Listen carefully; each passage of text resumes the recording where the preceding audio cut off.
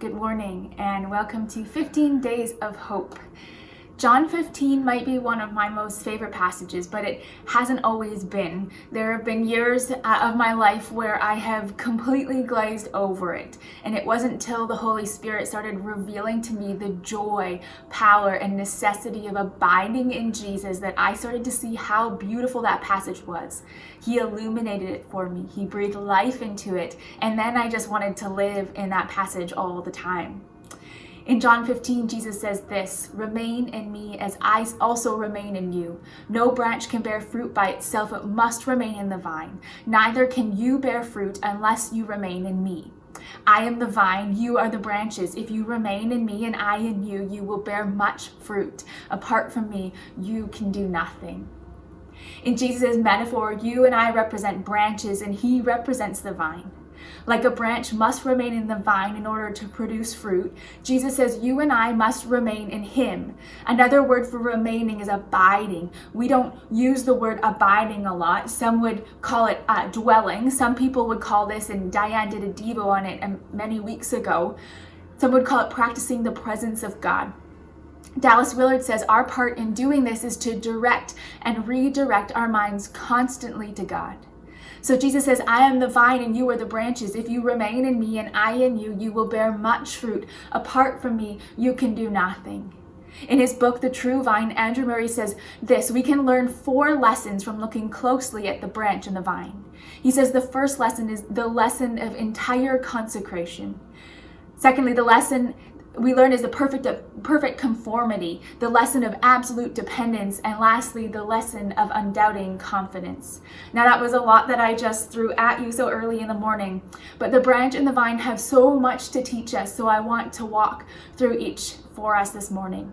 Murray says, as we look at the branch and the vine, we learn the lesson of entire consecration. He says, when we look at the branch, we see that it has but one object for which it exists, one purpose to which it is entirely given up to bear the fruit the vine wishes to bring forth. And so it is to be with you and I. It is God's intention that our lives be an overflow of all he is producing in us, a seamless manifestation of the fruit of the Spirit, love, joy, peace, patience, kindness, goodness, faithfulness, gentleness, and self-control. From that flows the lesson of perfect conformity. When we look at the branch and the vine, we see that the branch is exactly like the vine in every aspect. The same nature, the same life, the same place, the same work. In all of this, the branch and the vine are inseparably one. In the same way, it is God's desire to form us into the image of his Son.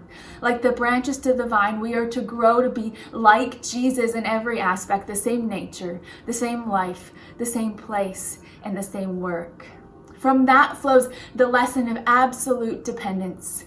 We see that the vine has its stores of life and sap and strength, not for itself, but for the branches. The branches are and have nothing but what the vine provides and imparts. Like branches to a vine, as believers, we are called to enter upon a life of entire and unceasing dependence upon Christ.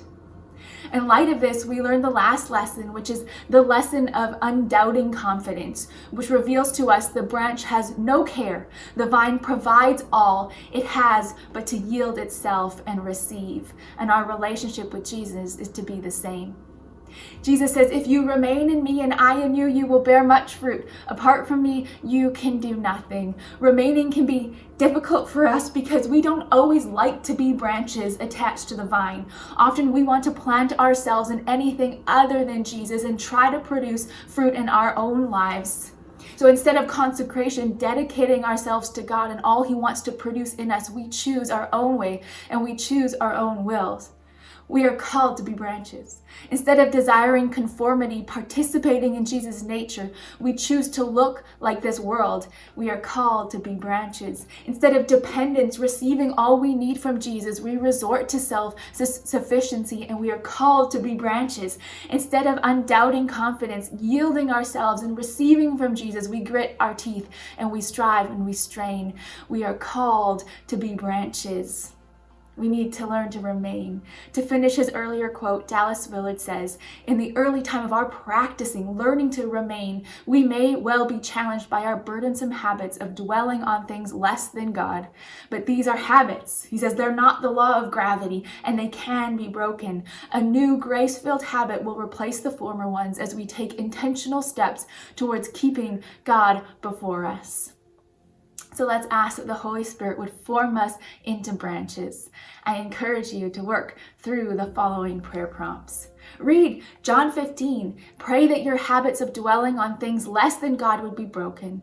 Pray that the Holy Spirit would produce in you the grace-filled habit of directing your thoughts to God, remaining in Him.